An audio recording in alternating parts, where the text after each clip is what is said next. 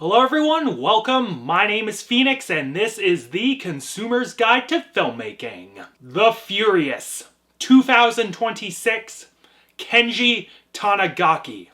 This film follows a man who will come to be known as Wong Wei. A handyman that cares for his young daughter Rainey, Wong's world is upended when his daughter is kidnapped by a gang of thugs headed by a man known as Pak Lung. In his attempt to find his daughter, he intercepts and eventually joins forces with a journalist by the name of Navin, who is searching for his missing wife. With both disappearances connected to Pak Lung's gang, Wong and Navin must take down Pak Lung and find their loved ones before it is too late. This film has been getting glazed really fucking hard. Now, I can understand why it is getting glazed, as it is an incredibly off-the-wall and entertaining action flick. But as we get into this one, we'll begin to see that the reason for it getting glazed as hard as it is more a symptom of the state of mainstream movies than it is for its merits alone. Do not misinterpret me though. No. I am not hating on this film, far from it. Kenji Tanigaki and his team worked some goddamn magic with this movie.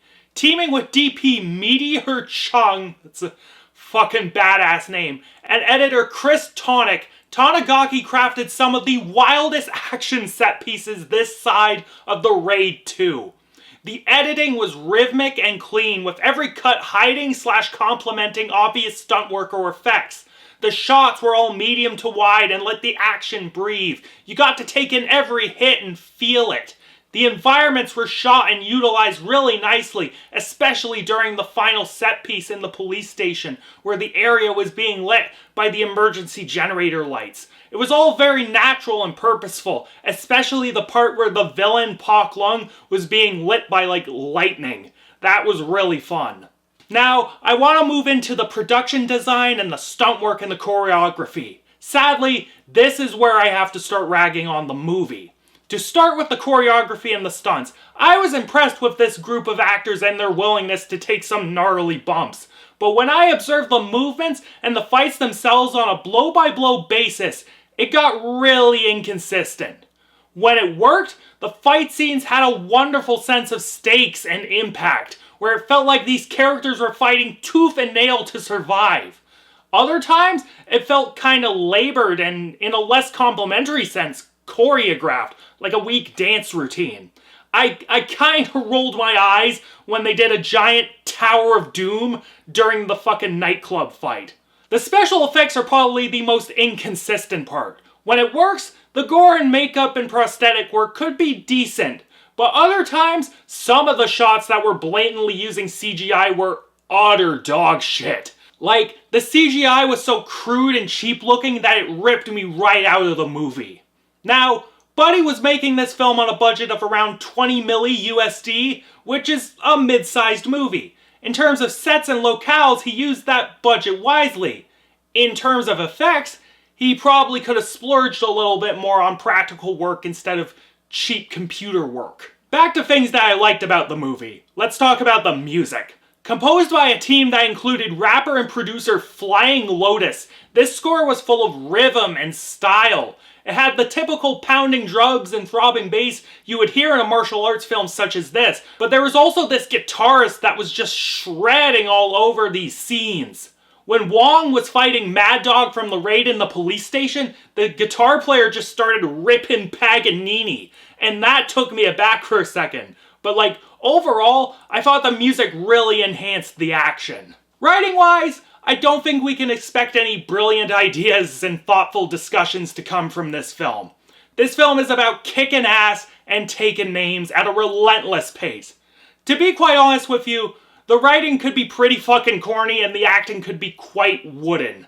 Now, this might be because some of these actors' first language might not be English, and they struggle to emote in a foreign language, but wooden acting is wooden acting. A lot of the callbacks in this film, while they weren't particularly clever, were at least fun.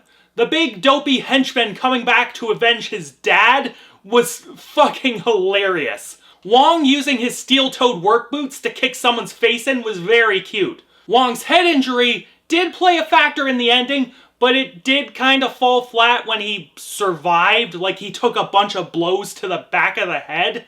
Like, that shit fucks you up. Like, how did he survive that and not be a fucking vegetable?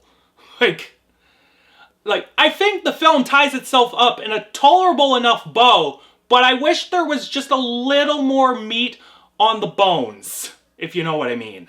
Again, though, that's not why we watch these sorts of movies. The Furious, while its problems can become quite apparent at times, it makes up for them with incredible, over-the-top action set pieces and a banger soundtrack.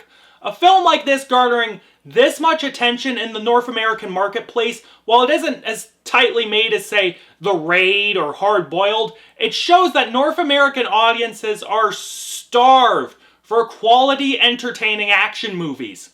So while my score for this film will be generous, I give it as a means to encourage anyone who might be watching this video to see this movie and give it money. The only way mainstream media changes is through our wallets. Recommended.